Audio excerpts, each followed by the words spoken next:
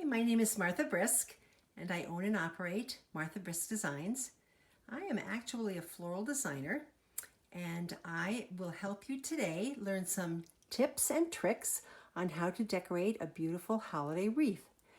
I do apologize ahead of time. I am a floral designer, not a videographer, so there will be some rough spots where the focus may be a little bit out, but if you can get the general idea, I hope you enjoy. Before you start any project, it's always a good idea to lay out the tools that you need before you start. Here are some of the things that you will need specifically for decorating your wreath. I always keep a floral knife with me at all times. Upper right corner. You always will need a good pair of scissors. Wire cutters are a must. Floral wrap tape. Wire cutters, 20 gauge wire that you'll need for holding things tight. I go with 20 gauge because it's the strongest of the wire and works the best for holding things steady.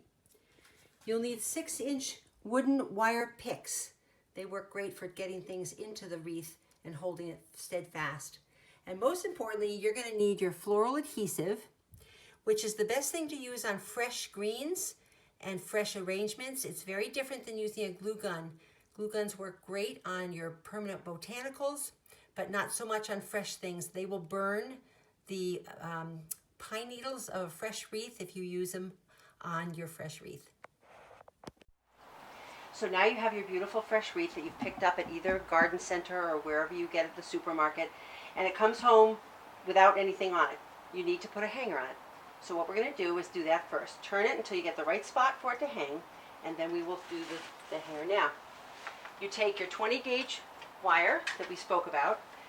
You get a nice long piece and double it. Then you go to where the top of the wreath is going to be. You go around it so that you have 2 even spots.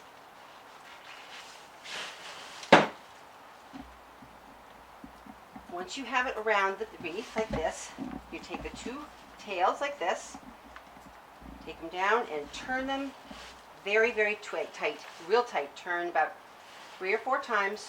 Turn, turn, turn. And then you take the tails, which are now 4-ply, and you make a big circle. You want it big enough because it's going to go over any door hanger, wreath hanger. It can always go to on a nail, but if you make it too small, then it won't go over your door wreath hanger. You turn around and around and around, so you have something that looks like this. Nice big hanger there, nice and tight. Once you've done that, you're going to clip those ends and tug them right in. As you can see, I've now put my work clothes on, so we're ready to begin. I'm going to add some extra greens to the wreath. Not necessary at all, but I love my wreaths nice and full with a lot of different interests. So I'm going to be using some noble fir, and I'm going to be using some boxwood to add some interest and extra fullness to the wreath. This is when you want to use this adhesive, floral adhesive that I spoke about that's such a good thing that's going to hold everything right in. So the first thing I'm going to do is I'm going to add some of the noble fir. Make sure you pull off all of those needles on the bottom so it get a nice stab in, and you're going to go right into the bottom. You're going to go right into the wreath that's already been made, and you can grab it right into the wiring that they've already done. Push it in really tight, and there you go. Then you take your glue, you glue it down in there, and it's set to go.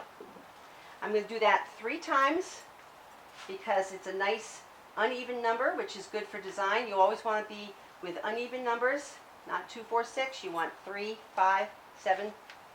And then, once you have the noble fir in, I'm going to add a little bit of boxwood also. Here's the boxwood.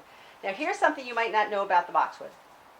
As beautiful as it is, it does have an unusual odor, so that I always use something called aromatique, which is like an oil, essence of oil, And I use either Christmas, the smell of Christmas, or evergreen, anything that's going to mask the natural odor of the boxwood. So I just take it and I spray it on. I just kind of use my fingers on it and it's good to go. So here's the boxwood in between the noble fir.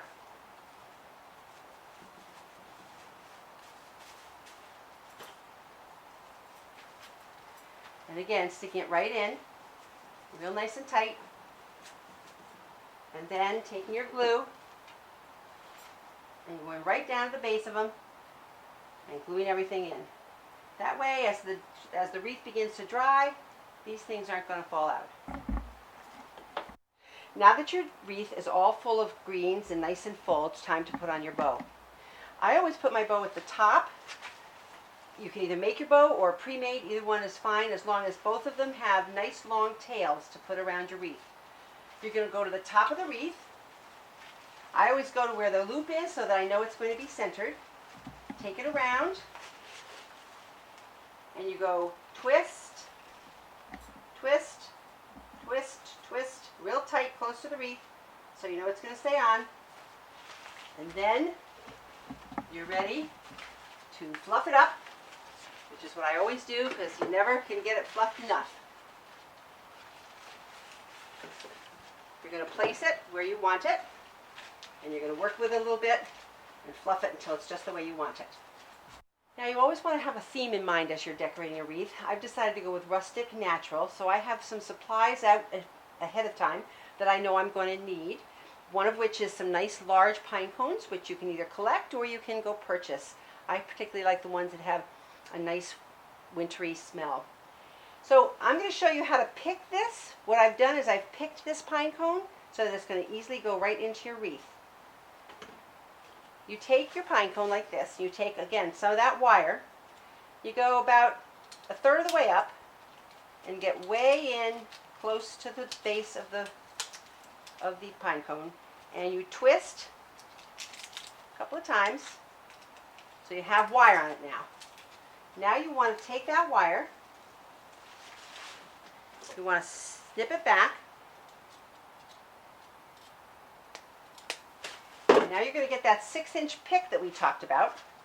And you're going to come right up close to the pine cone. Take the wire that's on the top of the pick, twist around it, like that.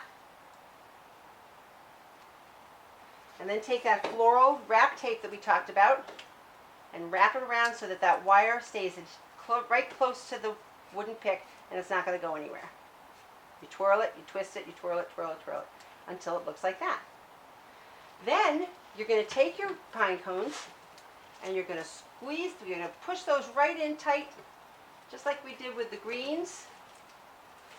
You got to catch it right into the wreath that's already been made, and it's going to stay nice and tight there like that.